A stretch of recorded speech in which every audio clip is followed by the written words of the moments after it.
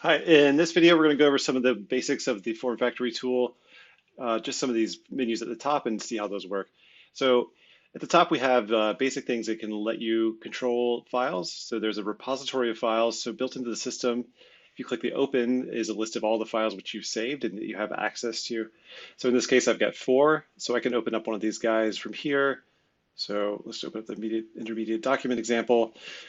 So this is a way you can store and retrieve things for later. So if I wanted to make an edit to this thing and then save it, it's going to save it back onto the server and I could open it later, or my colleague could also open it. So in this example, we haven't talked about this earlier, but we do support importing pictures. So if you have a Word document that has pictures in it, it will automatically pull those in, or you can just paste them in. So the insert menu here is pretty useful. So if I wanted to insert something below this, so if I wanted to put another step, that's how you do that. So I can do a step, I can put it in a field, a group, or a child. Import, so we've looked at this before, but this is where you can import a Word document. There's a video on that. A form definition file. So if you have an export, so if I export this file, so that makes this a document here. It's in the JSON format. So it's just a text file that represents all of this data. And that's what you're going to use if you want to execute this file. But it's also something you might put into a document management system. So if I export that and I wanted to load it again, I could use import form definition file. The properties menu is the properties for the whole form. So if I click onto a step or a field, it's going to give me the properties for that step or field.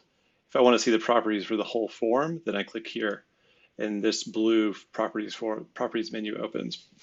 So that's where you can set the name of the document, choose which reporting authority it goes into. So this is if you need to segregate data.